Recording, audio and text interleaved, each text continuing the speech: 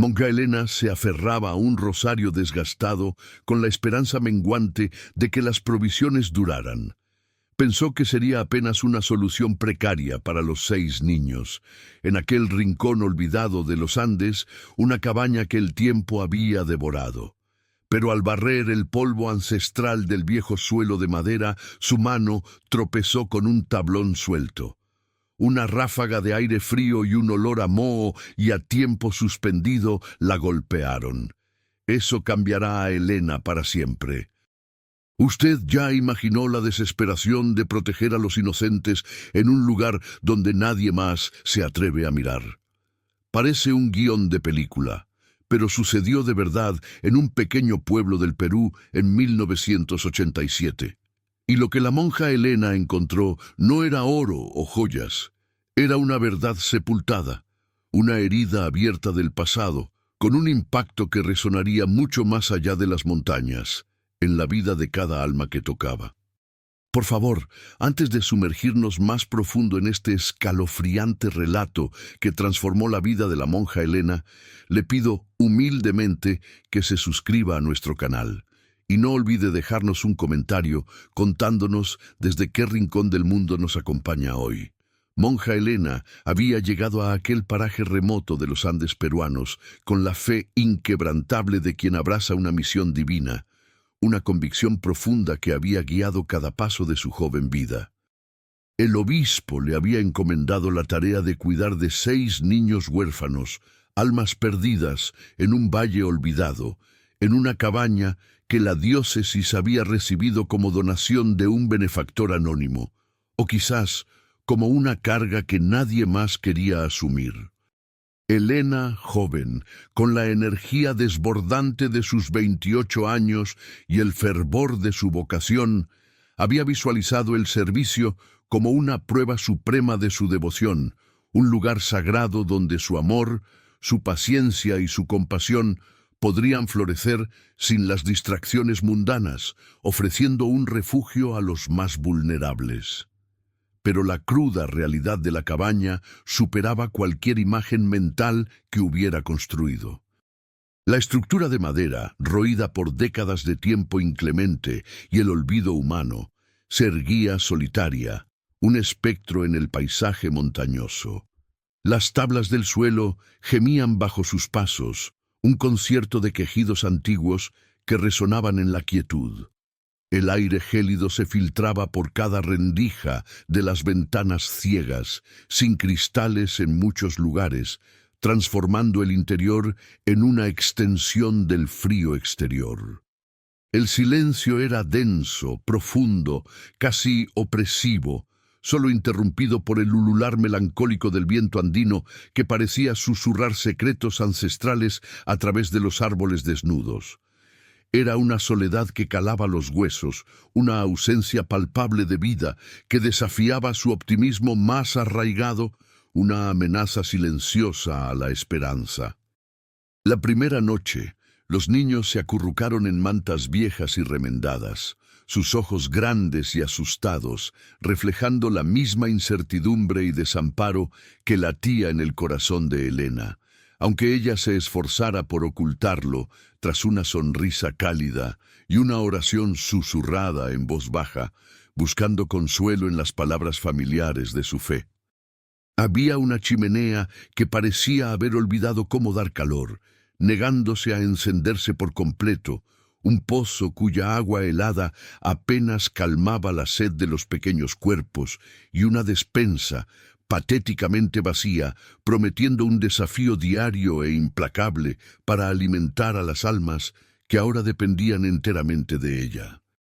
El frío, ese enemigo constante, se arrastraba por debajo de las puertas, se colaba por las grietas de las paredes y se adhería a la piel, recordándole a cada momento la fragilidad de la vida y la precariedad de su existencia en aquel lugar desolado.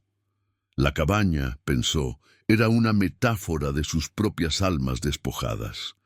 A pesar de su determinación inquebrantable y su fe, una sensación inquietante de que no estaban solos en la cabaña comenzó a crecer, una presencia sutil que se manifestaba en los crujidos inesperados de la madera envejecida, en los susurros casi audibles que parecían venir de ninguna parte, y en las sombras danzantes que el fuego, una vez finalmente domado, proyectaba en las paredes, pareciendo tomar formas ominosas. Los niños también lo sentían. Sus miradas se perdían en puntos invisibles, en el aire vacío, y sus pequeños susurros en la noche no eran de juegos inocentes, sino de miedos compartidos, de pesadillas que parecían extenderse más allá del sueño.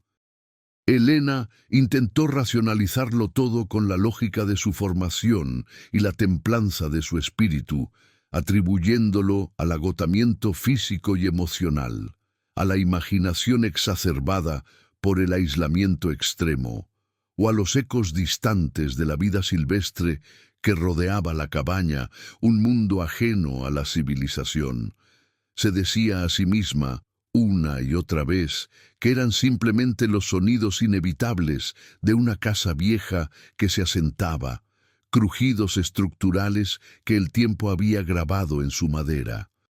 Pero había algo innegable en la atmósfera, un peso indescifrable, una historia no contada que parecía impregnar las paredes de madera oscura, cada fibra de la estructura. Durante el día, sus manos estaban perpetuamente ocupadas, lavando ropa en un arroyo cercano, con el agua helada entumeciendo sus dedos, remendando la ropa raída de los niños con hilos escasos, o intentando, con una paciencia casi infinita, hacer crecer algo comestible en el suelo pedregoso y estéril que rodeaba la cabaña, una lucha contra la infertilidad de la tierra. Cada tarea era una batalla silenciosa, una lucha constante y agotadora contra la naturaleza implacable y la escasez desesperante de recursos. Los niños, aunque inicialmente retraídos y con la desconfianza grabada en sus rostros, comenzaron a abrirse lentamente a su presencia como flores que tímidamente buscan el sol. Sus risas tímidas y cristalinas resonaban por primera vez en aquel hogar que había conocido solo el silencio, trayendo una dulzura inesperada a la austera rutina. Sus nombres eran pequeñas melodías en la monotonía.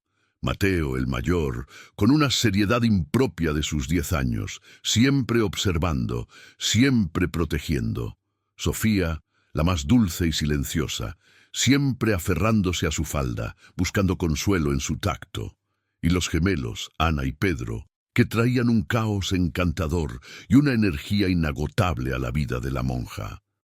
Elena se sentía ligada a ellos por un hilo invisible, una responsabilidad sagrada que trascendía su voto monástico, una promesa silenciosa de amor y protección. Cada mirada de gratitud, cada pequeña mano que tomaba la suya, reforzaba su propósito y la llenaba de una fuerza renovada.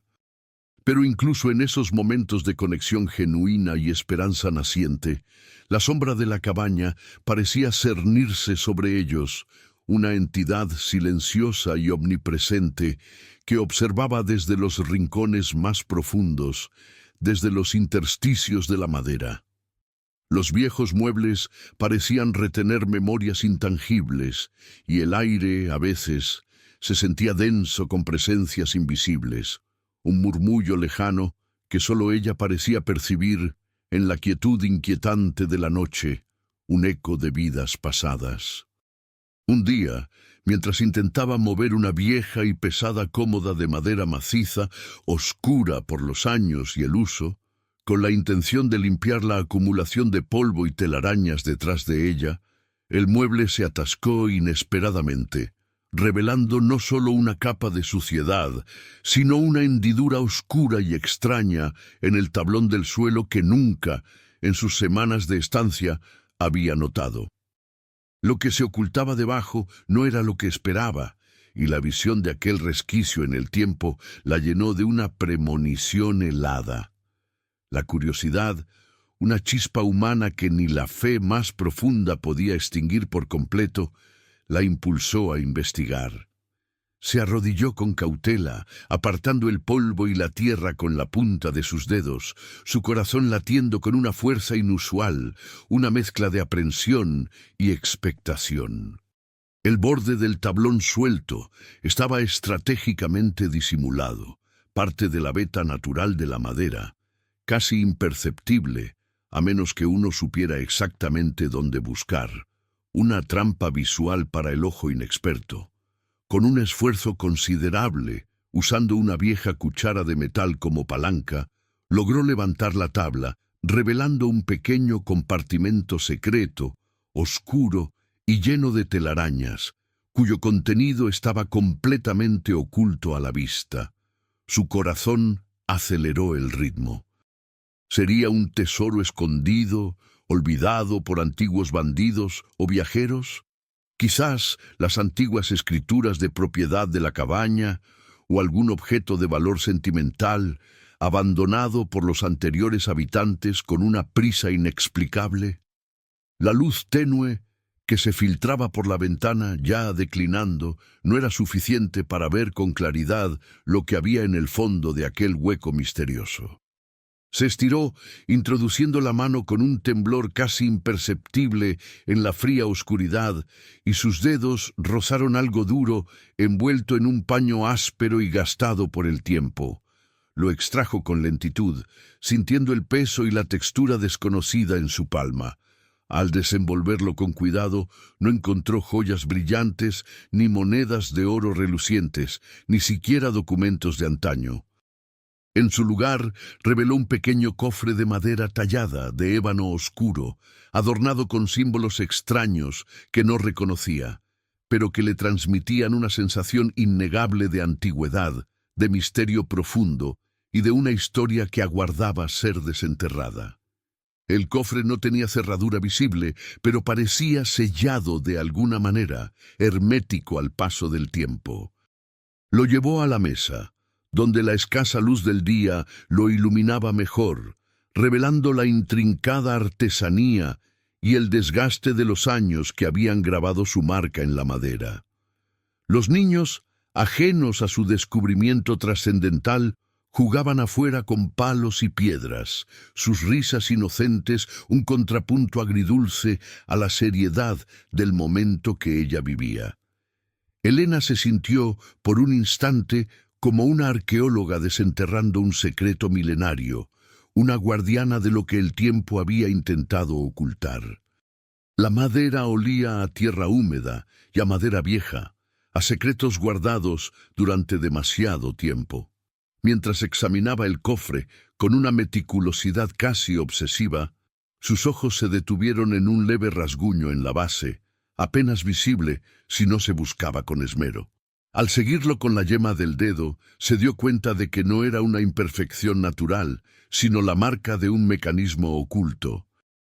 Al presionarlo con el pulgar, un clic sutil, casi inaudible, resonó en el silencio expectante de la cabaña, y la tapa se abrió con un crujido lúgubre y pausado, revelando no lo que esperaba, sino algo que congelaría la sangre de cualquiera, una visión que prometía desenterrar verdades muy incómodas.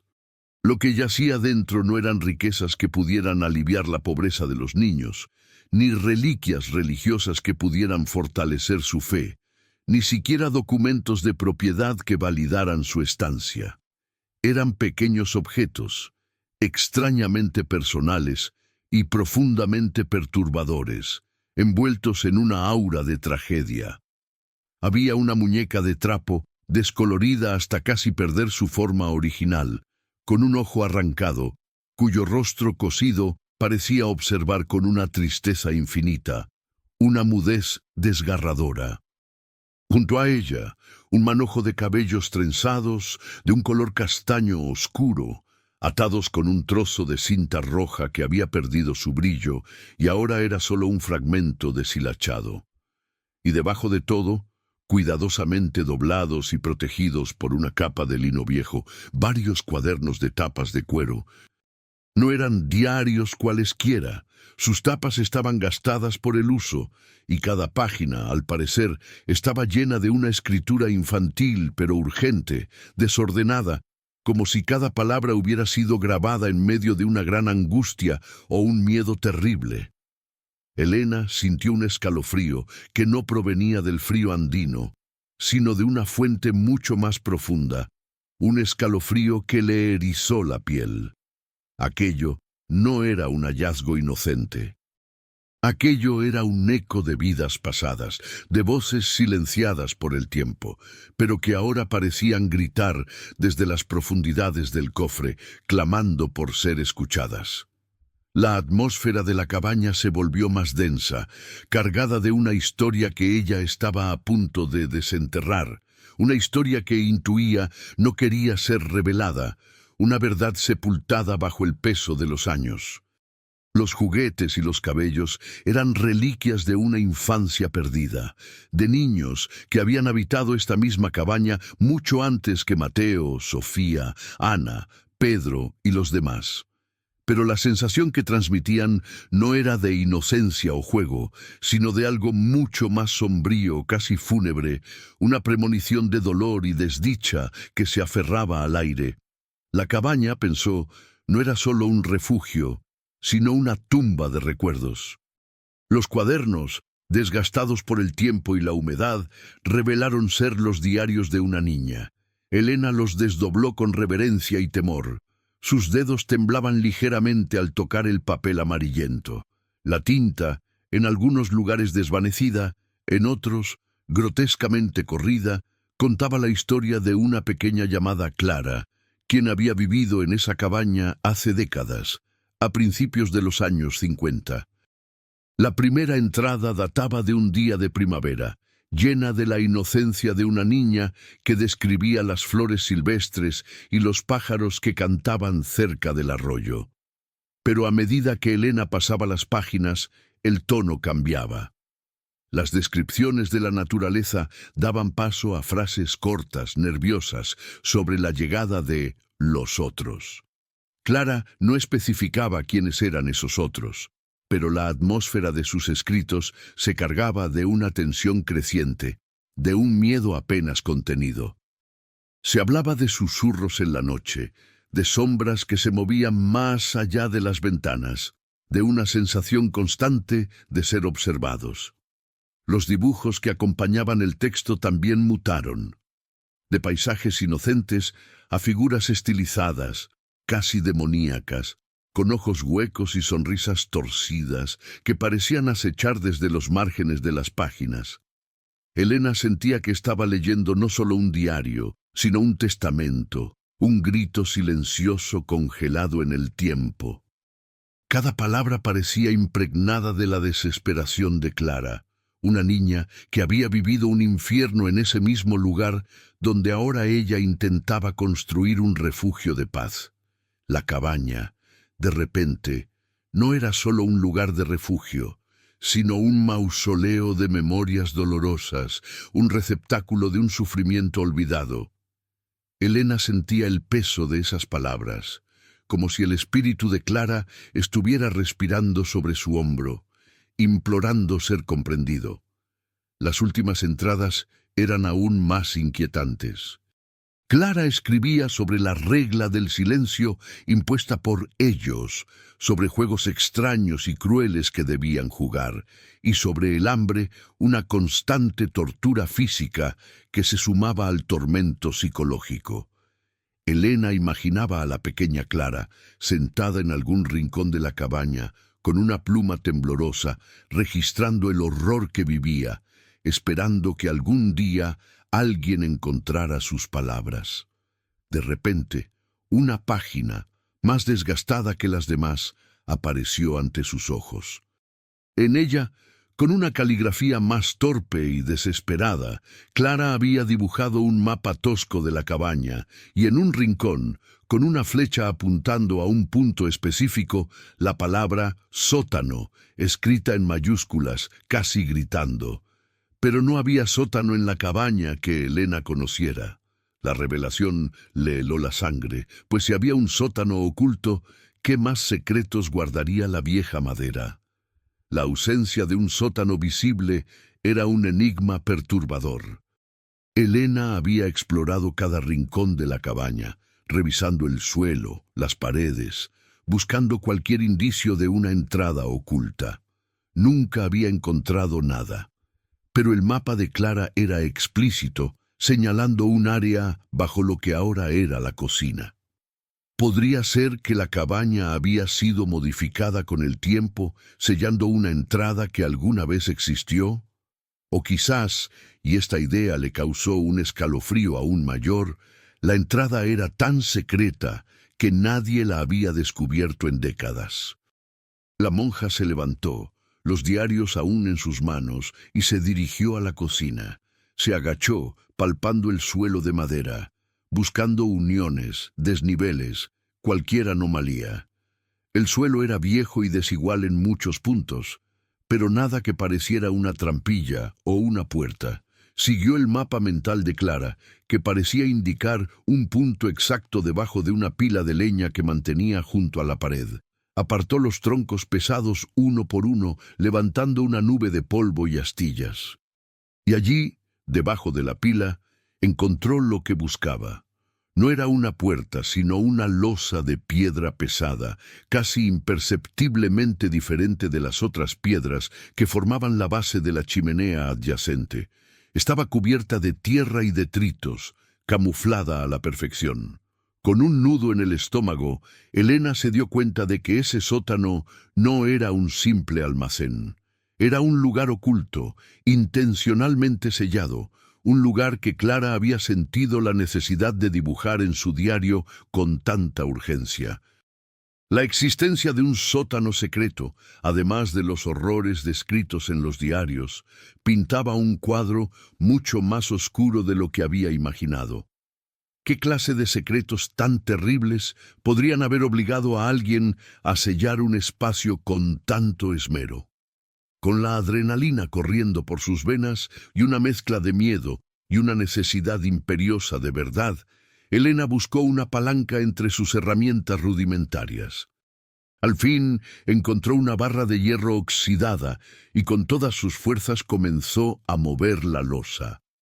Un crujido gutural resonó en la cabaña y la piedra cedió lentamente, revelando un agujero negro y un hedor rancio y húmedo que subió desde las profundidades, un olor a tierra mojada, a mojo y a algo más, algo que no era natural, algo que era indescriptiblemente siniestro y antiguo. El aire mismo se sentía pesado, como si el tiempo se hubiera detenido en ese umbral. La oscuridad de la abertura era impenetrable, un abismo que parecía tragar la poca luz que se aventuraba a asomarse. El hedor era abrumador, un cóctel nauseabundo de tierra húmeda, descomposición y un dulzor metálico que Elena no podía identificar, pero que le revolvía el estómago. Respiró hondo, intentando mantener la calma, aferrándose al rosario en su bolsillo como a un ancla en una tormenta. Sabía que no podía volver atrás. La historia de Clara, el destino de los niños de su diario, todo estaba conectado con lo que se ocultaba en ese sótano. Fue a buscar una vela y una caja de fósforos. Al regresar, la luz temblorosa de la vela apenas disipó las primeras capas de oscuridad, revelando una escalera de tierra y piedras toscamente labradas que descendía hacia la negrura. Cada escalón parecía resumar humedad y un silencio sepulcral, un silencio que hablaba de un abandono prolongado. Con el corazón martilleando contra sus costillas, Elena comenzó el descenso. El aire se volvió más frío, más pesado, y el sonido de sus propios pasos y su respiración agitada resonaba en el pequeño espacio, magnificado por el silencio. No había ventanas, no había otra fuente de luz más que su pequeña vela.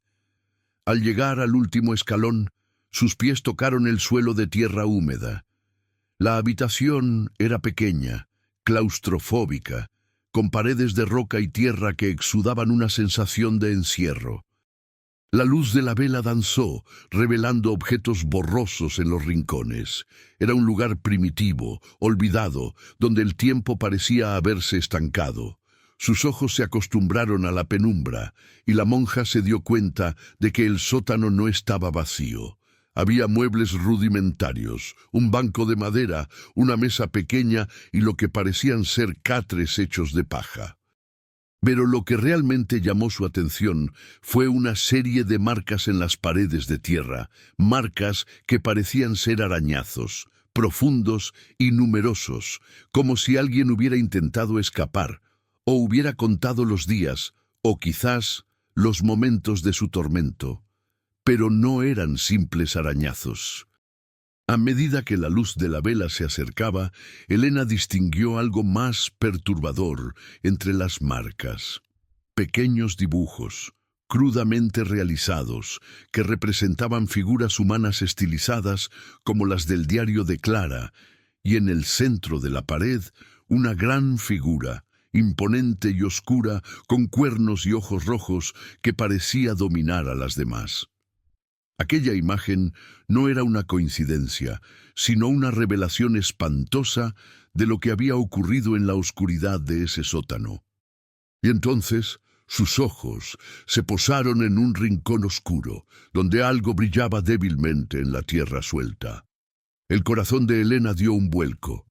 Aquel dibujo de la figura demoníaca, con sus cuernos y ojos rojos, era idéntico a los dibujos más aterradores que había encontrado en el diario de Clara. No había duda, aquel sótano era el lugar donde la niña había vivido sus peores pesadillas.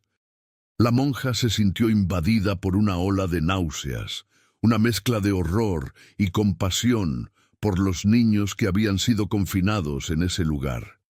Los arañazos en las paredes no eran solo marcas, sino un testimonio silencioso de su sufrimiento, de su desesperación. Se acercó al rincón donde había visto el brillo. La tierra estaba suelta, como si algo hubiera sido enterrado recientemente o desenterrado y vuelto a esconder. Con las manos desnudas, Elena comenzó a remover la tierra. Lo que encontró no era brillante, sino pálido y opaco. Era un hueso, no un hueso animal, sino claramente un hueso humano, pequeño, de un tamaño que le recordó inmediatamente la fragilidad de los niños que ahora estaban bajo su cuidado. Lo extrajo con una mezcla de horror y sacralidad, como si estuviera profanando una tumba antigua. El hueso estaba seco, pero el aire del sótano parecía vibrar con una energía fría y antigua, una resonancia de la muerte. No podía ser. La cabaña, el lugar que había elegido para su misión de amor y esperanza, era en realidad un cementerio clandestino, un lugar de tormento y olvido. Las implicaciones de su hallazgo eran abrumadoras, y el peso de la verdad comenzaba a aplastarla. La cabaña, lejos de ser un refugio, era una trampa de verdades ocultas y peligros inimaginables. El hueso en la mano de Elena era una verdad innegable, un fragmento tangible de la tragedia que se había desarrollado décadas atrás en esa misma cabaña.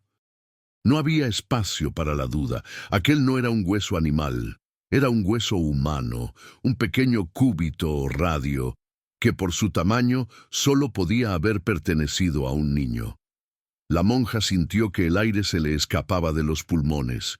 Una punzada aguda de dolor y desesperación le oprimió el pecho. El dibujo demoníaco en la pared, los arañazos, los cuadernos de Clara, todo encajaba en un rompecabezas macabro que ahora revelaba su pieza más horripilante. Había niños enterrados en el sótano, en el lugar donde Clara había sido confinada y torturada. ¿Cuántos? ¿Quiénes eran los ellos que Clara mencionaba en su diario? ¿Y cómo podían haberse cometido tales atrocidades en un lugar que se suponía estaba bajo la mirada de Dios? Elena, con el hueso aún en la mano, se arrodilló sobre la tierra húmeda, una sensación de mareo invadiéndola. La luz de la vela parpadeó, proyectando sombras danzantes que parecían burlarse de su fe. No podía creerlo. Su misión de amor se había transformado en una excavación de horrores.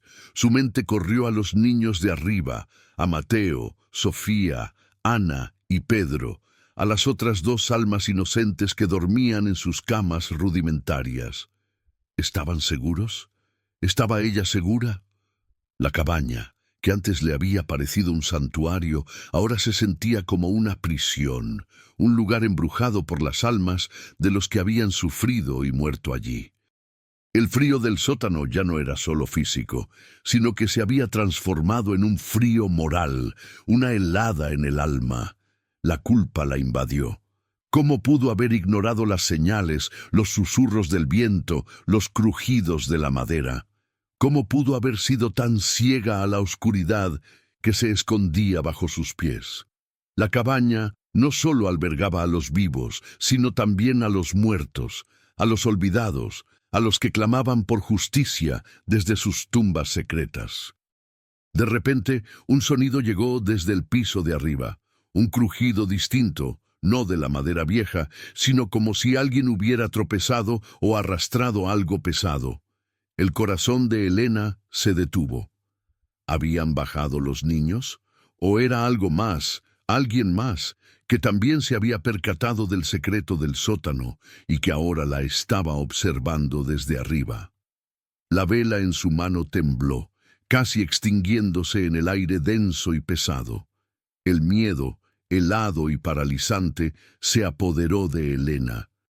Se quedó inmóvil, conteniendo la respiración, con la vista fija en la abertura oscura por la que había descendido. El sonido no se repitió. El silencio regresó, tan denso y pesado como antes, pero ahora cargado de una nueva y terrible amenaza.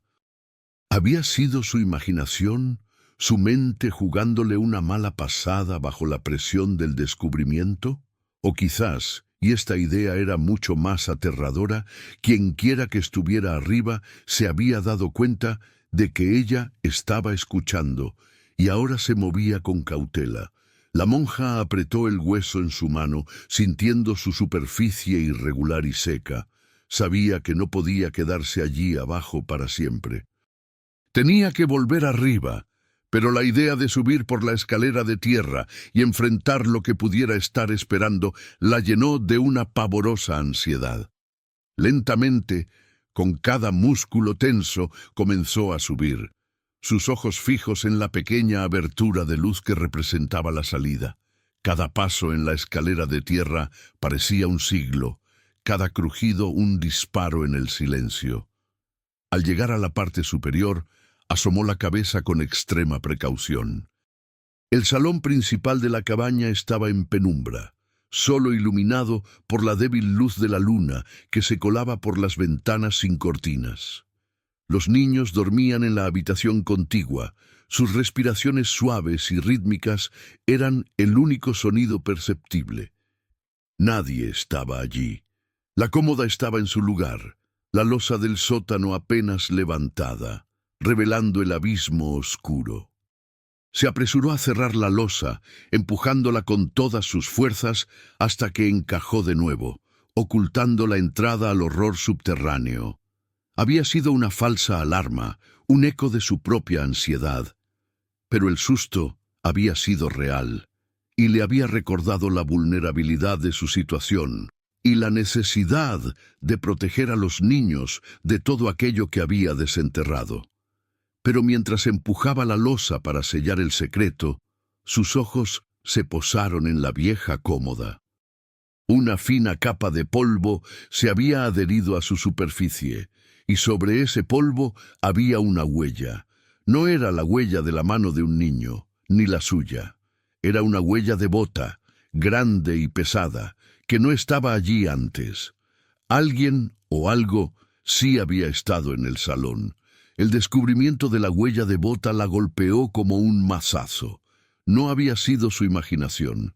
Alguien había estado allí, en el salón, mientras ella estaba en el sótano, desenterrando los horrores del pasado. La huella era inconfundible, grabada en el polvo de la madera, fresca y definida. La bota era grande, de un hombre adulto, y el patrón de la suela era distinto. Elena sintió un frío glacial recorrer su espalda. Si alguien había estado allí, ¿qué quería? ¿Qué había visto? ¿Y por qué se había ido sin hacer ruido? La posibilidad de que el intruso la hubiera observado o incluso la hubiera escuchado mientras forcejeaba con la losa, la llenó de un terror renovado. Se acercó a la puerta principal de la cabaña. Estaba cerrada con el viejo cerrojo, pero no tenía llave. No había ninguna señal de forzamiento. La ventana que daba al exterior también estaba intacta, pero sus cristales rotos hacían que la cabaña fuera una fortaleza muy vulnerable. Se quedó de pie en medio del salón, el hueso todavía en la mano, sintiéndose completamente expuesta.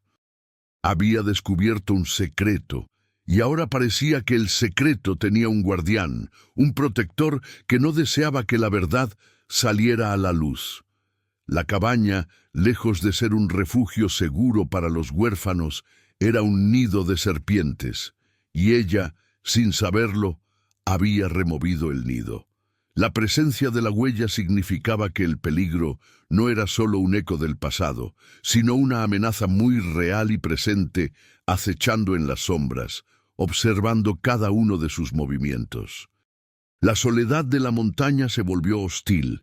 El viento ya no susurraba, sino que parecía gemir advertencias. La monja apretó el hueso de niño con tanta fuerza que le dolió la palma.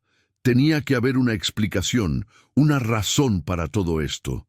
Se volvió hacia los diarios de Clara.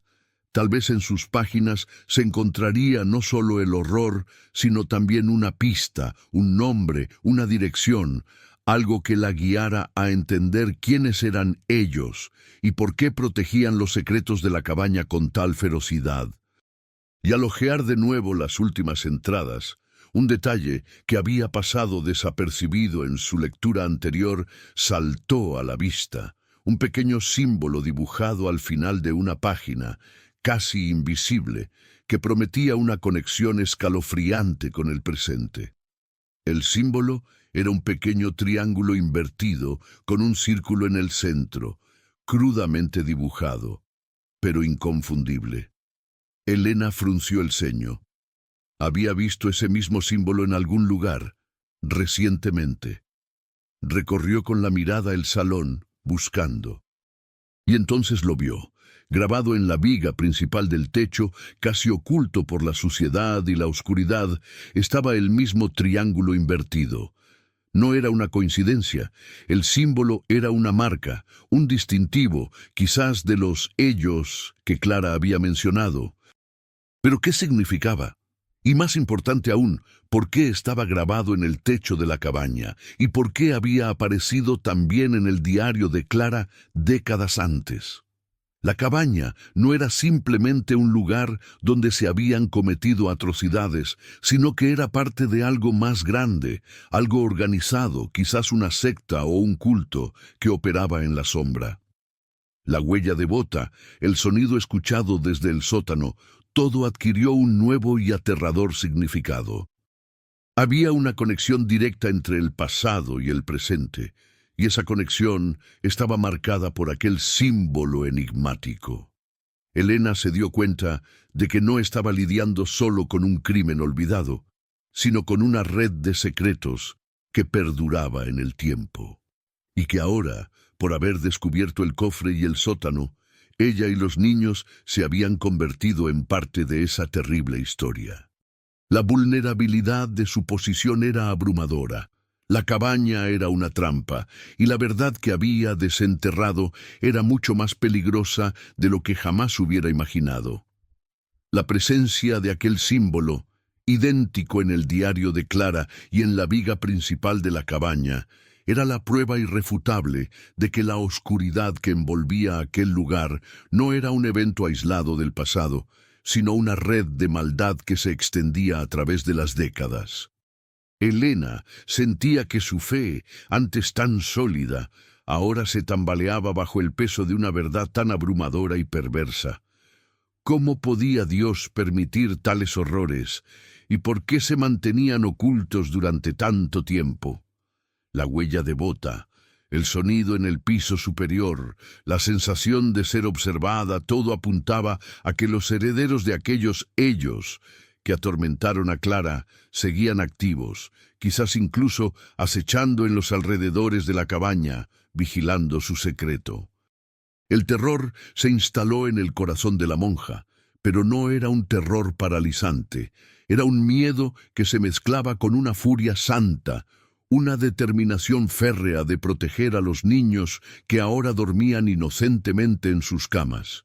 No permitiría que la historia se repitiera.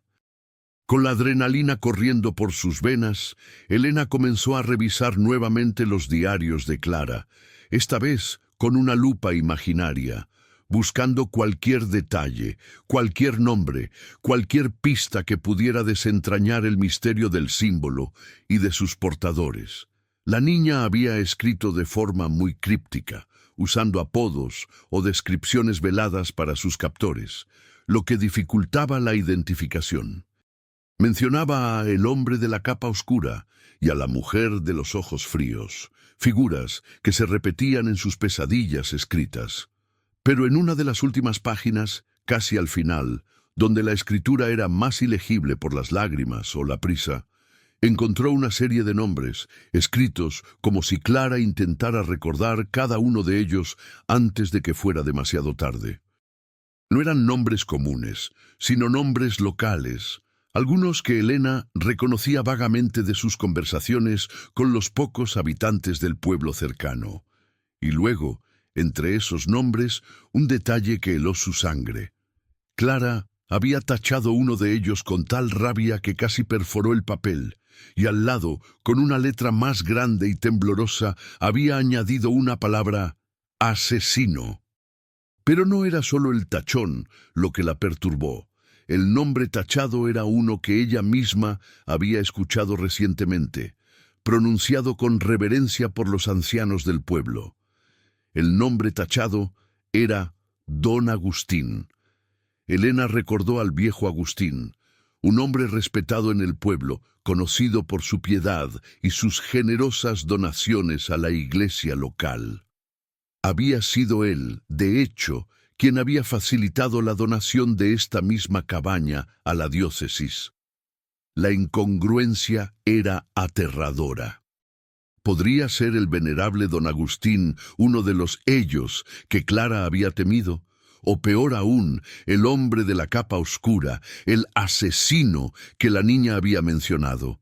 La idea era tan monstruosa que Elena casi la rechazó de plano. Pero la pluma de Clara no mentía. La desesperación de aquella escritura infantil era demasiado real para ser ignorada.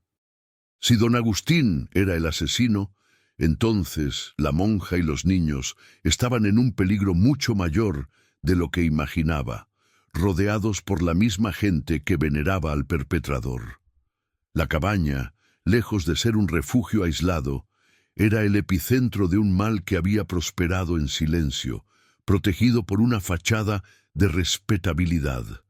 Elena sintió una opresión en el pecho, una lucha interna entre su fe en la bondad humana y la cruda realidad de la depravación que los diarios revelaban. Necesitaba pruebas, algo irrefutable, antes de poder actuar. No podía acusar a un hombre respetado del pueblo basándose solo en el diario de una niña muerta hace décadas, por muy convincente que fuera. Los niños seguían durmiendo, ajenos al terror que se cernía sobre ellos, al pasado que se había negado a quedarse enterrado. Decidida a encontrar más pruebas, Elena se aventuró a salir de la cabaña antes del amanecer, aprovechando la oscuridad para no ser vista. Su objetivo era el pequeño cobertizo de herramientas que había estado cerrado con candado desde su llegada. Algo en su intuición le decía que allí podría haber más respuestas. Con una vieja palanca, forzó la cerradura, y al abrir la puerta, el olor a tierra vieja, herramientas oxidadas y algo metálico y dulzón la recibió. Y lo que vio en un rincón oscuro, cubierto por una lona vieja, le hizo contener la respiración. Debajo de la lona, Elena descubrió una serie de palas, picos y otros implementos de jardinería, pero con un detalle macabro. Muchos de ellos tenían rastros de tierra fresca y en algunos casos manchas oscuras que parecían ser sangre seca. El terror se intensificó. No eran herramientas de jardinería comunes, eran instrumentos que habían sido usados recientemente y para algo más que cultivar la tierra.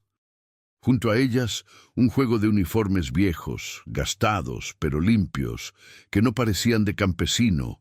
Eran ropas oscuras, casi rituales, con el mismo símbolo del triángulo invertido cosido en la solapa. Elena sintió un escalofrío de horror.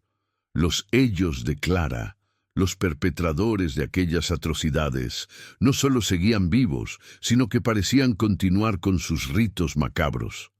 La cabaña no era un lugar aislado de crímenes pasados, sino un centro de operaciones de una secta oscura. La monja se dio cuenta de que no solo había desenterrado un crimen, sino que se había inmiscuido en los asuntos de una organización peligrosa, una que operaba en las sombras, protegida por la respetabilidad de figuras como don Agustín. El miedo a lo desconocido era abrumador, pero la determinación de proteger a los niños era aún más fuerte. No podía abandonarles a su suerte. Tenía que exponer la verdad, no solo por Clara y los niños enterrados, sino por los que ahora dormían en la cabaña, ajenos al mal que los rodeaba. El cobertizo de herramientas era una revelación, un altar macabro de los crímenes que se habían cometido y que, temía, podrían seguir cometiéndose. Mientras se preparaba para salir del cobertizo, sus ojos se posaron en una pequeña caja de madera oculta debajo de un montón de leña. La caja estaba cerrada, pero no con llave, solo con un pestillo sencillo. Al abrirla, encontró no más herramientas, sino un conjunto de máscaras de madera toscamente talladas, con expresiones grotescas y ojos vacíos. Y en el fondo, un mapa. No era un mapa de la cabaña, sino de todo el valle, con varios puntos marcados con el mismo símbolo del triángulo invertido, formando una red oscura que se extendía por la región. La verdad era mucho más grande y siniestra de lo que Elena había podido imaginar. El mapa del valle, con sus puntos marcados con el símbolo del triángulo invertido, era la prueba irrefutable de que la secta no se limitaba a la cabaña, sino que tenía ramificaciones por toda la región. Aquellos puntos, observó Elena con una sensación de pavor, coincidían con otras cabañas y asentamientos dispersos que había visto desde lejos durante sus caminatas, lugares aislados que siempre le habían parecido extraños. Las máscaras de madera, toscas y primitivas, evocaban imágenes de ritos paganos, de ceremonias ocultas en la oscuridad, lejos de la mirada de Dios y de los hombres. El olor de la madera recién tallada aún persistía en algunas de ellas, indicando un uso reciente. Eran las máscaras que los ellos usaban para ocultar sus identidades mientras cometían sus atrocidades. Las caras sin rostro de la oscuridad que Clara había dibujado en sus pesadillas. La monja sintió que un escalofrío helado le recorría la columna vertebral. Su mente trabajaba a toda velocidad, conectando los puntos, los diarios, el sótano, el hueso, la huella, el símbolo y ahora el mapa y las máscaras. Todo formaba un patrón aterrador de una organización siniestra que había operado impunemente durante décadas, utilizando el aislamiento de los Andes para sus fines oscuros. Los niños en la cabaña y probablemente otros en los puntos marcados en el mapa eran las víctimas de esta secta. La vulnerabilidad de su posición era crítica. Había descubierto demasiado y ahora se había convertido en un objetivo. Tenía que actuar, y rápido, antes de que los miembros de la secta se dieran cuenta de que su secreto había sido desenterrado. La aurora comenzaba a despuntar por el horizonte, pintando el cielo con tonos rosados y naranjas, una belleza cruel que contrastaba con la oscuridad que ella había descubierto. Con la pequeña máscara de madera en su bolsillo, un testimonio silencioso de la amenaza inminente, La monja Elena tomó una decisión desesperada. No podía esperar. Cada segundo que pasaba aumentaba el riesgo para los niños y la oportunidad de que la secta llevara a cabo sus planes macabros en la cueva. Les dio a los niños instrucciones finales con una solemnidad que esperaba que comprendieran. «Escúchenme bien», dijo con su voz firme, aunque por dentro sentía un temblor. «Me iré por un tiempo, pero volveré antes de que el sol se ponga. Prométanme que no saldrán de la cabaña por ningún motivo, no abrirán la puerta a nadie, y si escuchan ruidos extraños, se esconderán debajo de las camas o en el sótano, si es que lo descubren, y no harán ruido. Es muy importante». Mateo, el mayor, asintió con seriedad, sus ojos oscuros llenos de una comprensión precoz. Sofía se aferró a su falda, pero la soltó al ver la determinación en el rostro de Elena. Los otros niños, Ana, Pedro y los más pequeños, la miraron con una mezcla de miedo y confianza. Era todo lo que podía pedirles. Con el mapa grabado en su mente y el rosario apretado en su mano, Elena salió de la cabaña, sintiendo el peso de la responsabilidad sobre sus hombros. El sendero hacia la cueva era tortuoso, un camino apenas marcado entre la vegetación densa y las rocas escarpadas de la montaña. El viento andino silbaba a través de los árboles, creando una sinfonía de susurros que a veces parecían advertencias, otras veces lamentos. Elena caminó con un ritmo acelerado, sus sandalias monásticas resbalando en la tierra húmeda y las hojas caídas. Cada paso era una oración silenciosa, una súplica por protección divina y por la seguridad de los niños que había dejado atrás. El cielo comenzaba a cubrirse de nubes grises, prometiendo una tormenta inminente, como si la naturaleza misma presintiera el drama que estaba por desatarse. El paisaje, antes de una belleza salvaje y majestuosa, ahora parecía siniestro, con sus sombras profundas y sus picos rocosos que se erguían como dientes afilados. Mientras avanzaba por el sendero, un brillo metálico en el suelo, oculto entre la hojarasca, captó su atención. Se agachó, y lo que encontró le heló la sangre. No era una pepita de oro, sino un pequeño cuchillo ceremonial, con el mismo símbolo del triángulo invertido grabado en su empuñadura. Y la hoja, a pesar de estar limpia, aún conservaba un débil, pero inconfundible, rastro de sangre seca, roja y oxidada. La cueva estaba cerca y la secta había estado allí. El descubrimiento del cuchillo ceremonial confirmó sus peores temores. La secta no solo utilizaba la cueva como punto de reunión, sino que también realizaba allí sus ritos más oscuros, ritos que evidentemente implicaban derramamiento de sangre. El rastro de sangre seca en la hoja era una prueba escalofriante de la violencia que se había desatado en aquel lugar. Elena apretó los labios, sintiendo una mezcla de asco y una renovada determinación. Aquello era una abominación a los ojos de Dios y de la humanidad. El cuchillo en su mano, aunque pequeño, era un arma, una prueba irrefutable de los crímenes que se cometían. Decidió llevarlo consigo, como una evidencia que podría presentar si lograba salir con vida de esa misión. Cuanto más se acercaba a la cueva, más perceptible se hacía el hedor dulzón y rancio que había percibido en el sótano de la cabaña. Un olor a tierra húmeda, a descomposición y a algo más, algo primitivo y oscuro. Se cubrió la boca con la mano, el estómago revuelto. El mapa indicaba que la entrada de la cueva estaba oculta tras una cascada estacional, ahora seca, en la ladera de una colina. Con el corazón martilleándole en el pecho, Elena aceleró el paso. Al llegar a la cascada seca, encontró lo que buscaba.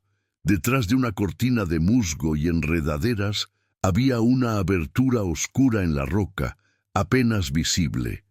El aire que salía de ella Era frío y denso, cargado con el mismo olor nauseabundo. Se armó de valor, respiró hondo y se adentró en la oscuridad. El interior de la cueva era un laberinto de pasillos estrechos y cámaras más grandes, formadas por la erosión milenaria de la roca. La luz que se filtraba por la entrada era mínima, apenas suficiente para distinguir las formas borrosas de las paredes. Elena se movía con cautela, palpando la roca fría y húmeda con una mano, mientras la otra sostenía el rosario.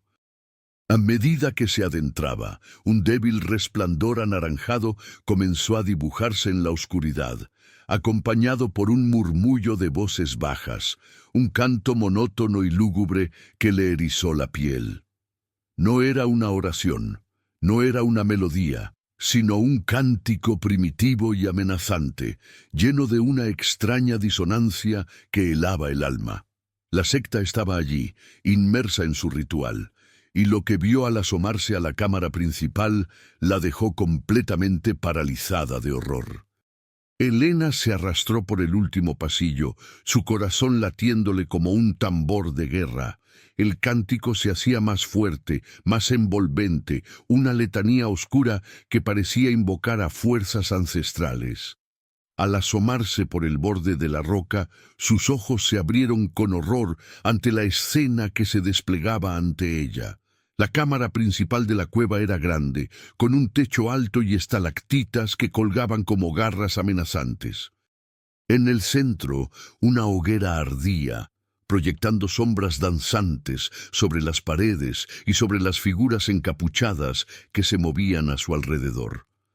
No había solo una docena, sino al menos 30 personas, todas vestidas con túnicas oscuras y llevando máscaras de madera idénticas a las que había encontrado en el cobertizo, con el símbolo del triángulo invertido. Reconoció las ropas rituales. Estaban de pie en un círculo, cantando en un idioma gutural y extraño, mientras don Agustín, sin máscara, con su rostro arrugado y sus ojos brillando con una luz febril, oficiaba la ceremonia.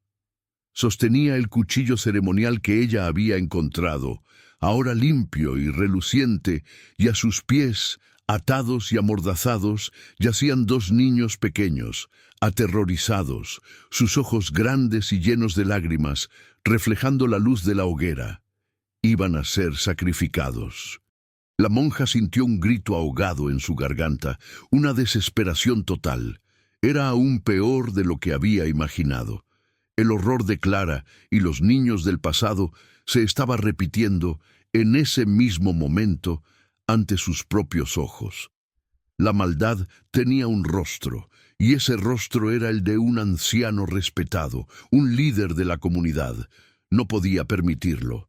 Mientras don Agustín elevaba el cuchillo sobre los niños, preparándose para el golpe final, Elena sintió una fuerza abrumadora que la impulsó hacia adelante. Un impulso que no era suyo, sino una energía que parecía emanar de las almas de los niños muertos en el sótano de la cabaña, de la propia Clara. Un impulso que le decía, «Deténlos». Y en ese instante, un ruido seco detrás de ella la hizo girar. Un encapuchado, con la máscara de madera, había aparecido silenciosamente en el pasillo, bloqueando su única ruta de escape. Estaba atrapada. El corazón de Elena se paralizó al ver al encapuchado. Su plan había fallado. Su sigilo había sido descubierto. Estaba atrapada entre la espada y la pared, el horror del sacrificio inminente delante y una amenaza mortal detrás. El encapuchado, alto y corpulento, no pronunció palabra. Solo levantó un garrote de madera, listo para atacar. El cántico de la secta continuaba, ajeno a la pequeña drama que se desarrollaba en los márgenes de la cueva. Don Agustín estaba a punto de consumar el ritual.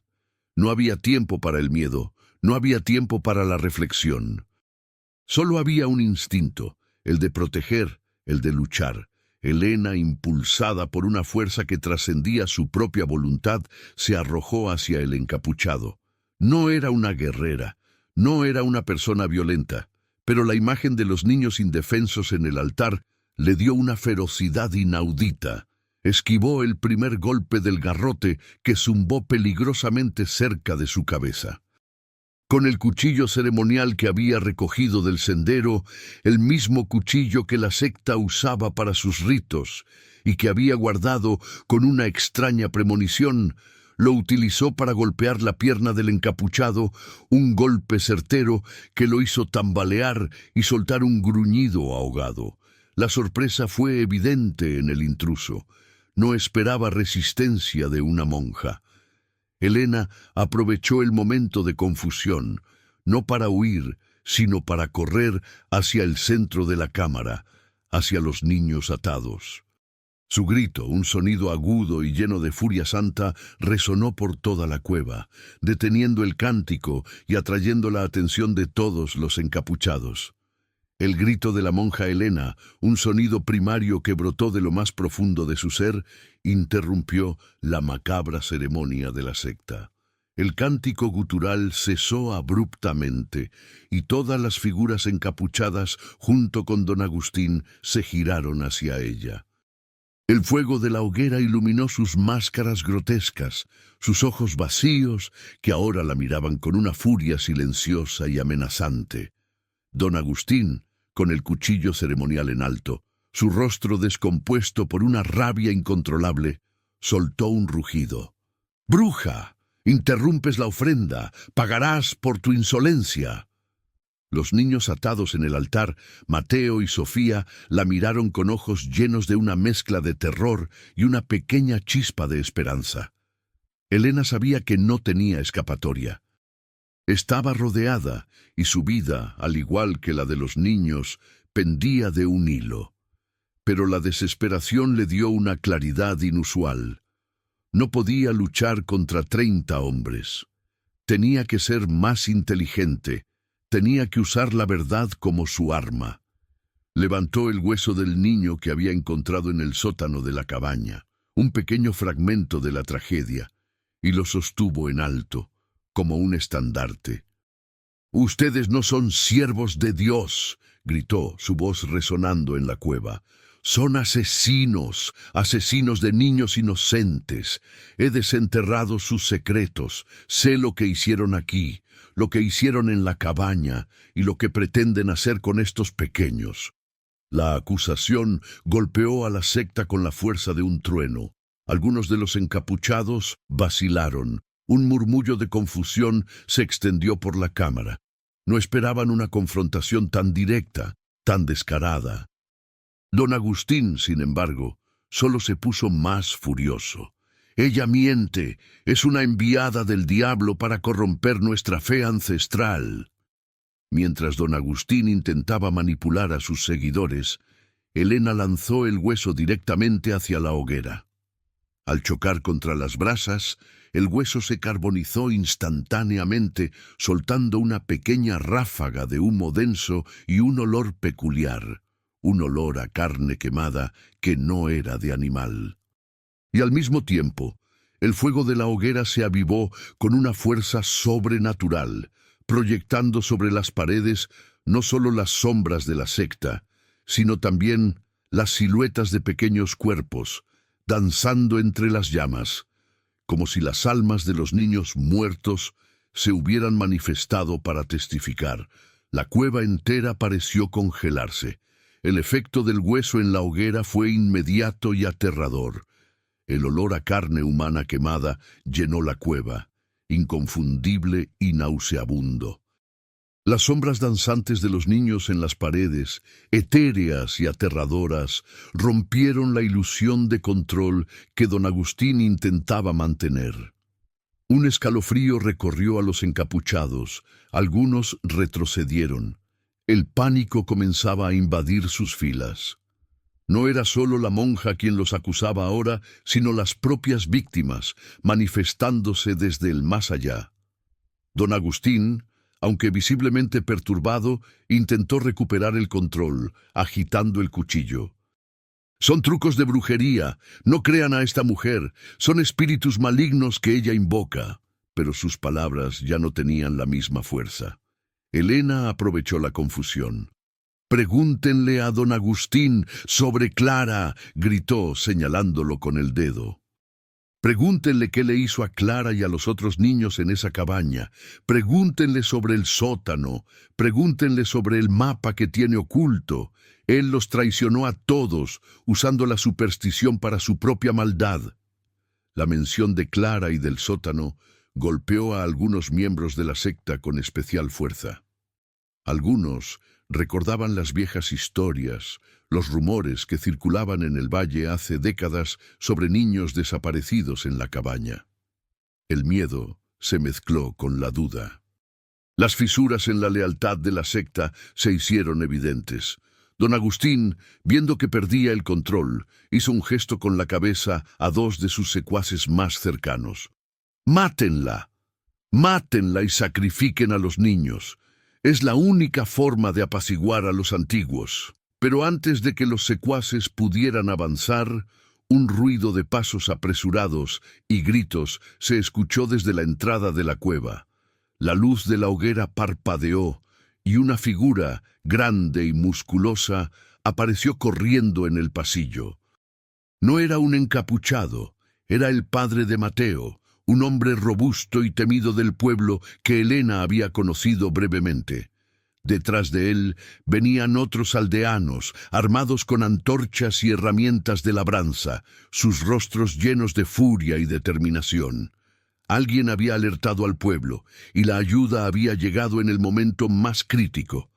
La llegada inesperada del padre de Mateo y los aldeanos armados fue una intervención divina, un giro del destino que Elena no se atrevía a esperar. El padre de Mateo, un hombre de pocas palabras pero de gran coraje, había seguido a su hijo y a Sofía desde que se habían escabullido de la cabaña, preocupado por los ruidos extraños que habían escuchado. Los niños, al no ver a Elena regresar, y con el miedo de la máscara de madera en sus mentes, habían decidido buscar ayuda, saliendo de la cabaña en un acto de desesperación y valentía infantil, y habían alertado a sus padres y a otros aldeanos que se encontraban cerca. La vista de don Agustín con el cuchillo ceremonial y los niños atados en el altar encendió la furia de los aldeanos. «¡Agustín! ¿Qué has hecho?», rugió el padre de Mateo, sus ojos llenos de una rabia justa. La secta se encontró de repente superada en número y en determinación.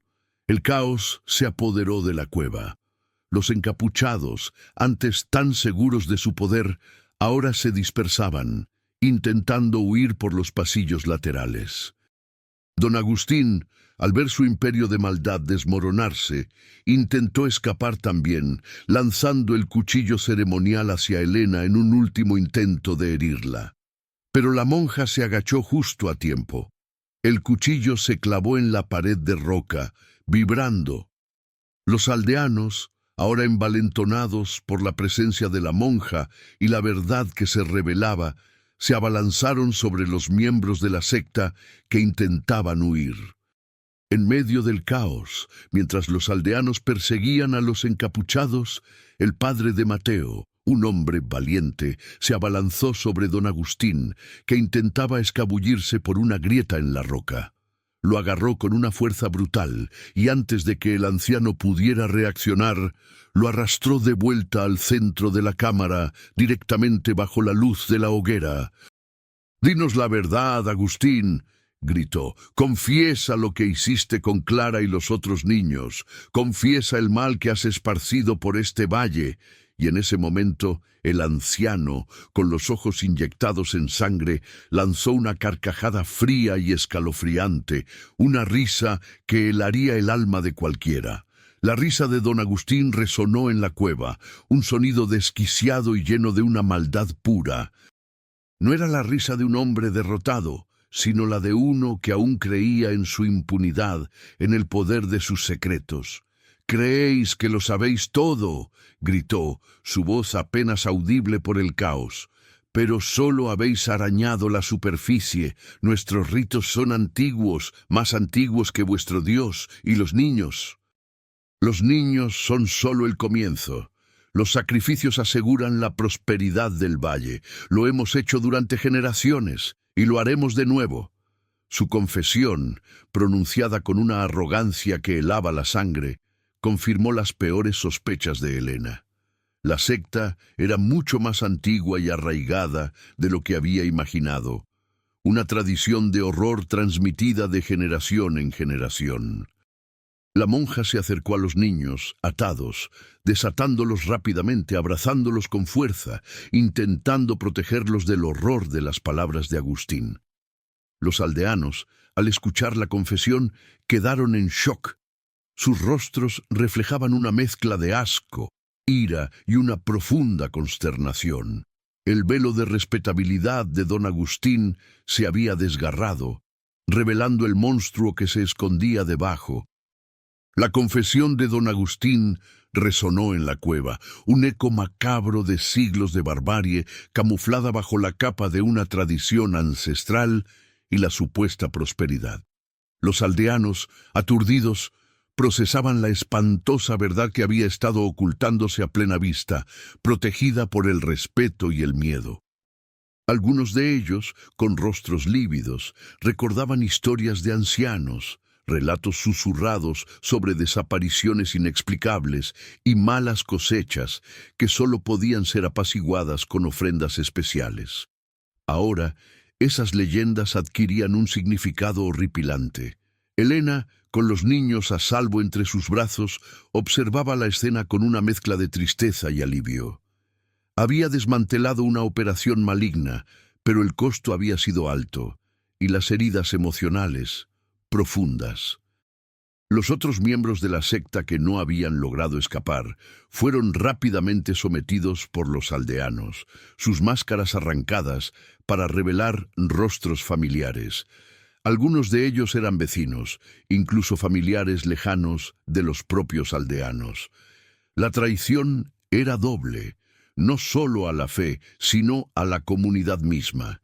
El padre de Mateo, con el rostro endurecido, arrastró a don Agustín hacia la salida de la cueva, donde la luz del día comenzaba a filtrarse con más fuerza.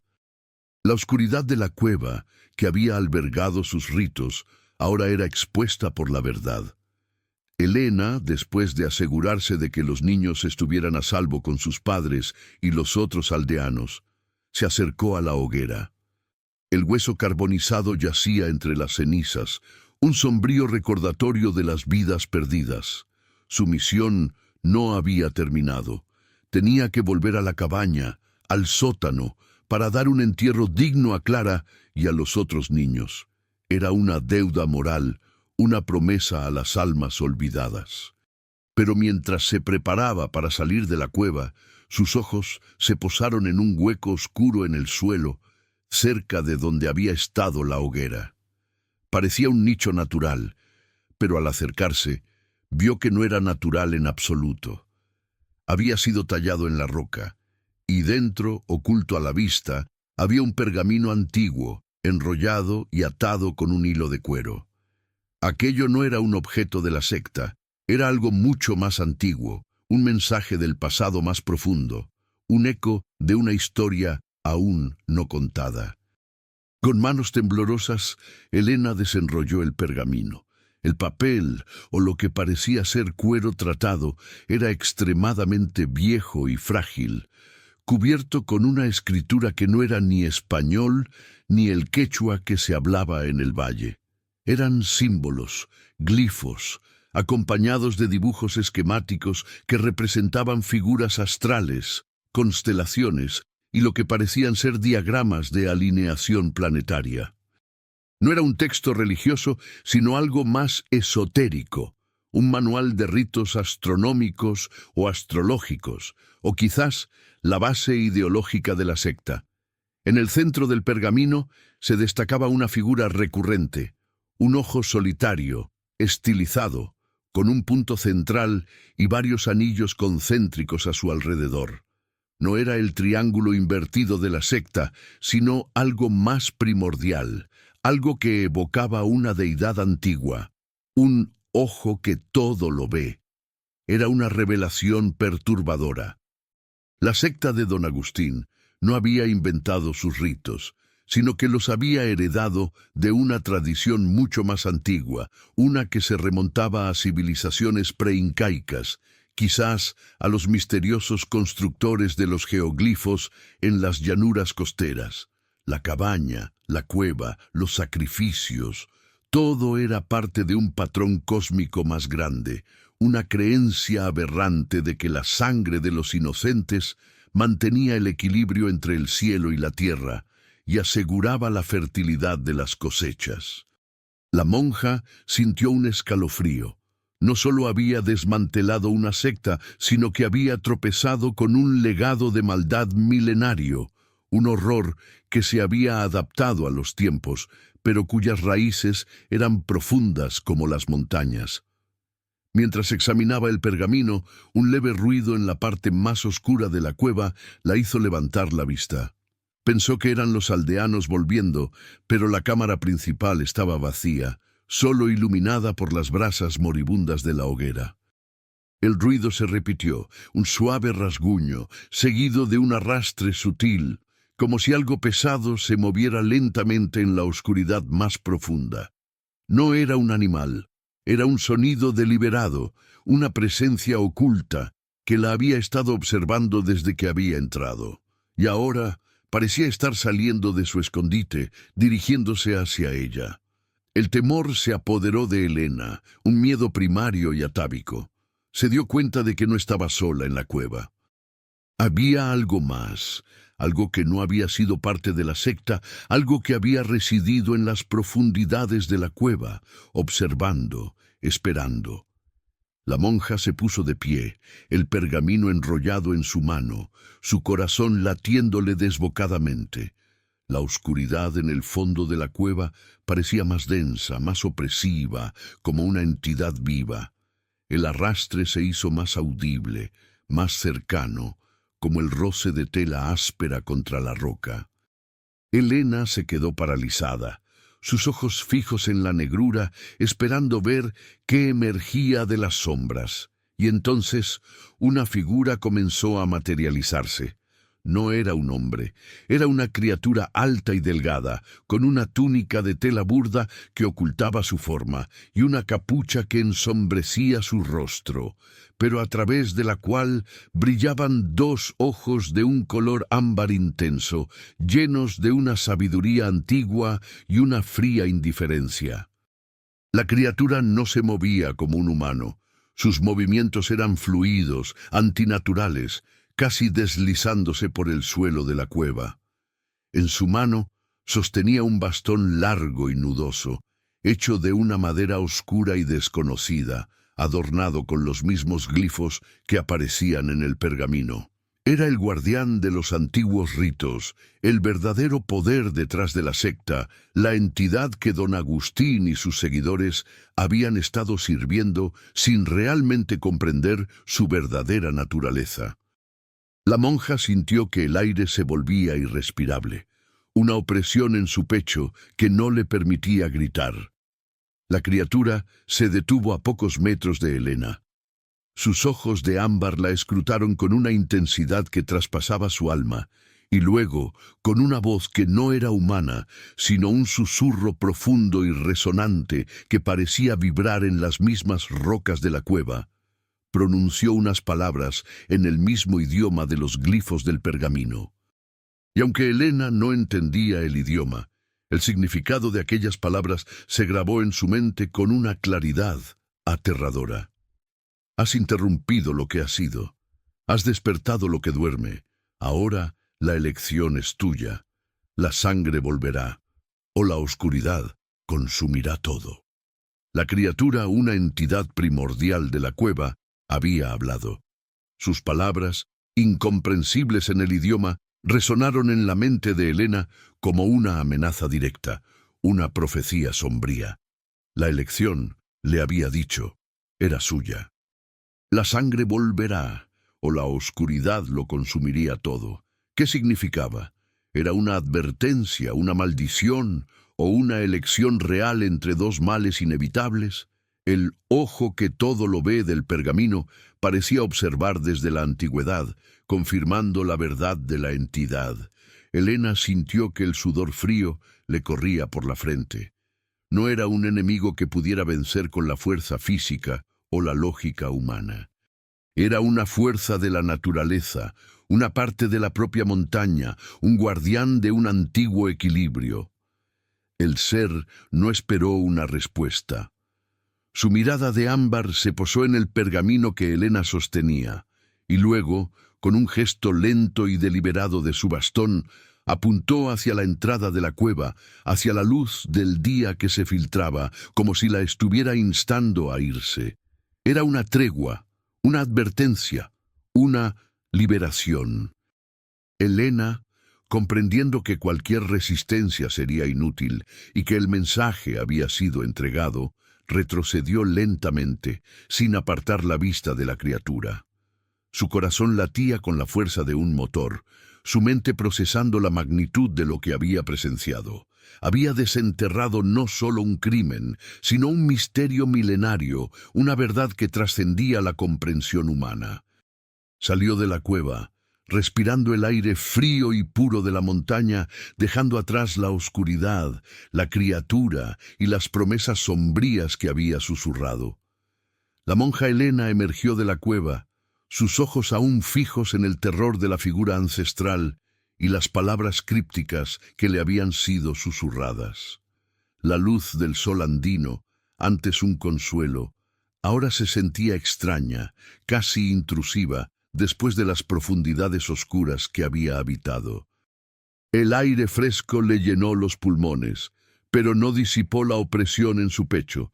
Había dejado atrás el horror de la secta y el misterio de la entidad primordial, pero las imágenes y las palabras se habían grabado a fuego en su mente, transformándola para siempre. Los aldeanos se habían dispersado, llevando a don Agustín y a los otros miembros de la secta al pueblo para enfrentar la justicia de los hombres. El padre de Mateo, al ver a Elena salir de la cueva, se acercó a ella con una mirada de alivio y gratitud. «Hermana», dijo con la voz quebrada, «gracias a Dios que está bien. Usted salvó a nuestros hijos, nunca podremos pagarle». Elena asintió, incapaz de pronunciar una palabra. Su mente estaba aún en la cueva, en el enfrentamiento con lo incomprensible. Le entregó el pergamino enrollado, el testimonio de la antigua adoración y el cuchillo ceremonial al padre de Mateo, pidiéndole que los presentara a las autoridades como pruebas de la profundidad y la antigüedad del mal que habían desenterrado. Explicó, con voz tenue, que aquello no era solo un crimen local, sino parte de algo mucho más grande, algo que debían comprender para evitar que se repitiera. El padre de Mateo la escuchó con solemnidad, comprendiendo la gravedad de sus palabras, aunque quizás no la magnitud completa de lo que Elena había presenciado. Su prioridad ahora era volver con los niños. Corrió por el sendero de vuelta a la cabaña, sus sandalias golpeando el suelo, sus pensamientos llenos de angustia. ¿Estarían a salvo? ¿Habría regresado la secta en su ausencia? ¿O la criatura de la cueva habría extendido su sombra hasta su refugio? Al acercarse a la cabaña, un silencio inusual la golpeó. No había risas infantiles, no había sonidos de juego. La puerta principal estaba ligeramente abierta, moviéndose con el viento, chirriando lúgubremente. Un nudo de terror se formó en su estómago. El silencio era más ominoso que cualquier grito. Había regresado demasiado tarde. Elena se acercó a la cabaña con el corazón en la garganta. Cada paso era una agonía, cada crujido de la madera un aviso de lo peor. Empujó la puerta con cautela, revelando un interior en penumbra. El salón estaba vacío. Las mantas de los niños, cuidadosamente dobladas en sus catres improvisados, eran lo único que quedaba, testimonio de una presencia que ya no estaba. La pequeña muñeca de trapo de Sofía yacía en el suelo, como si hubiera sido abandonada a toda prisa. Un escalofrío de desesperación la invadió. Había fallado, A pesar de todo su esfuerzo, su coraje, su lucha, la secta o la entidad de la cueva había regresado y se había llevado a los niños. Las lágrimas brotaron de sus ojos, calientes y amargas. Se arrodilló en el suelo de madera, la cabeza entre las manos, el dolor insoportable. Había prometido protegerlos, pero la oscuridad había prevalecido.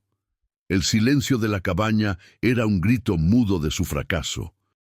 Permaneció así durante lo que parecieron horas, sumida en una profunda desesperación, su fe tambaleándose ante la magnitud de la tragedia. La promesa de la criatura, la sangre volverá o la oscuridad consumirá todo, resonaba en su mente como una burla cruel. La oscuridad, sin duda, había consumido. De repente, un pequeño gemido, casi inaudible, la sacó de su estupor. Venía del sótano. La monja levantó la cabeza, la esperanza, tenue como la luz de una vela, encendiéndose en su corazón. ¿Podrían haber huido los niños al sótano tal como les había instruido? Corrió hacia la cocina, empujando la losa que ocultaba la entrada al inframundo. Y lo que encontró la dejó sin aliento, no por el terror, sino por una conmoción abrumadora. Al levantar la losa, la luz de la cabaña, ahora más brillante al anochecer, se filtró en el sótano, revelando no el horror del pasado, sino la vida del presente. Allí, acurrucados en el rincón más oscuro, cubiertos con unas mantas viejas, estaban los 6 niños. No se los habían llevado. Estaban asustados, sus pequeños cuerpos temblaban, pero estaban vivos. Habían escuchado los ruidos de la cabaña, quizás los pasos de los aldeanos al llevarse a los sectarios, o los movimientos de Helena misma, y habían seguido sus instrucciones, escondiéndose en el único lugar que Helena les había dicho que era seguro. Mateo, con su rostro manchado de lágrimas, levantó la cabeza y miró a Helena. «Hermana Helena», susurró, su voz temblorosa, «tuvimos mucho miedo. Creímos que vendrían por nosotros». Helena se arrodilló, extendiendo sus brazos, y los niños se abalanzaron sobre ella, llorando y aferrándose a su hábito, buscando consuelo en su presencia. Era un abrazo de alivio, de esperanza, de milagro. Las lágrimas que antes habían sido de desesperación, ahora eran de alegría y gratitud. La oscuridad no había consumido todo. La luz, aunque tenue, había prevalecido. Había subestimado la inteligencia y el coraje de los niños. Habían seguido sus instrucciones a la perfección, utilizando el sótano, el mismo lugar de tormento para Clara, como su propio refugio. Pero mientras los abrazaba, Mateo se separó ligeramente de ella y con una mirada de profunda confusión, señaló un punto en la pared de tierra. «Hermana», dijo, «cuando estábamos escondidos, el hueso que dejó aquí, el hueso pequeño, brilló con una luz muy suave, como si nos estuviera diciendo que estuviéramos a salvo». ¿Qué significaba eso? La revelación de Mateo la dejó atónita.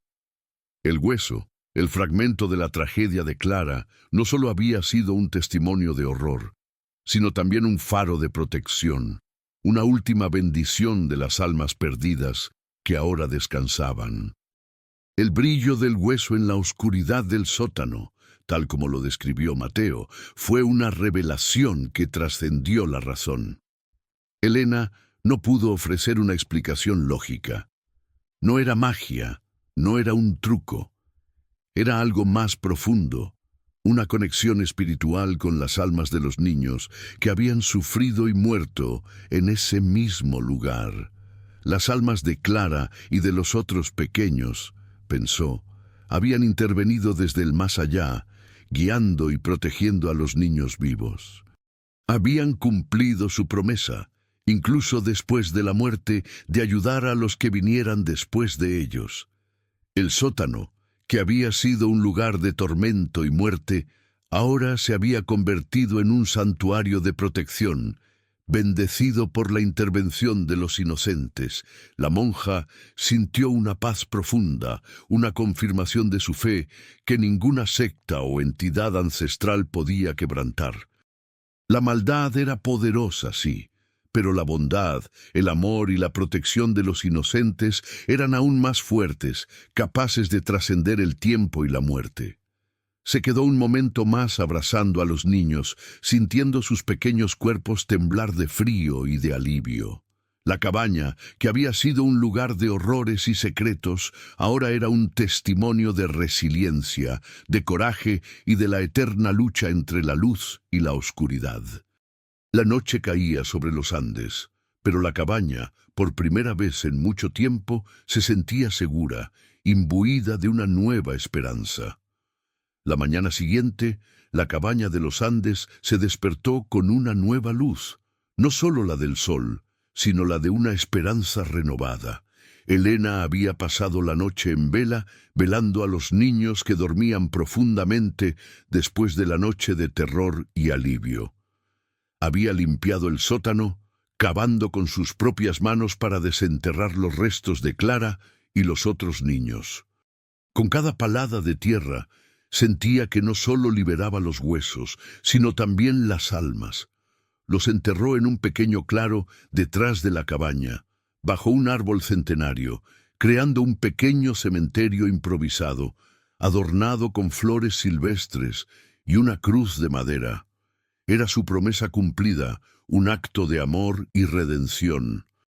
Los aldeanos, liderados por el padre de Mateo, llegaron a la cabaña con la promesa de reconstruir, de ayudar, de asegurarse de que la maldad de la secta nunca volviera a enraizarse en su comunidad. Trajeron provisiones, herramientas y la promesa de una nueva vida para los niños huérfanos. Don Agustín y los demás miembros de la secta fueron entregados a las autoridades, y aunque Elena sabía que la justicia de los hombres era imperfecta, tenía fe en que la verdad había prevalecido.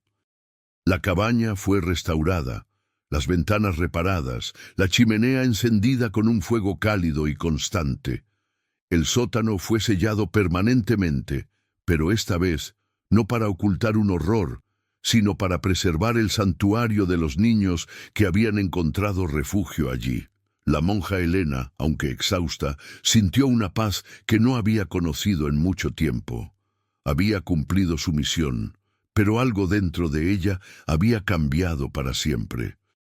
La entidad de la cueva, el guardián de los antiguos ritos, había susurrado una profecía de que la sangre volverá o la oscuridad consumirá todo. Y aunque la secta había sido desmantelada, la verdadera oscuridad, la de la tradición milenaria, seguía latente en las montañas, esperando su momento. Elena sabía que la batalla no había terminado, sino que solo había sido una tregua, y su fe, ahora más fuerte, la preparaba para lo que pudiera venir. Elena se quedó en la cabaña. Su misión, aunque oficialmente concluida, se había transformado en un compromiso de por vida. Se convirtió en la guardiana de la memoria de Clara y de los otros niños, y en la protectora de los nuevos huérfanos que el tiempo y la vida inevitablemente traerían. Los aldeanos, inspirados por su coraje y su fe inquebrantable, la apoyaron, transformando la cabaña de un lugar de tormento en un verdadero hogar, un refugio de luz en el corazón de los Andes. La historia de la secta, de Don Agustín y de los ritos ancestrales, se convirtió en una leyenda susurrada, una advertencia para las nuevas generaciones.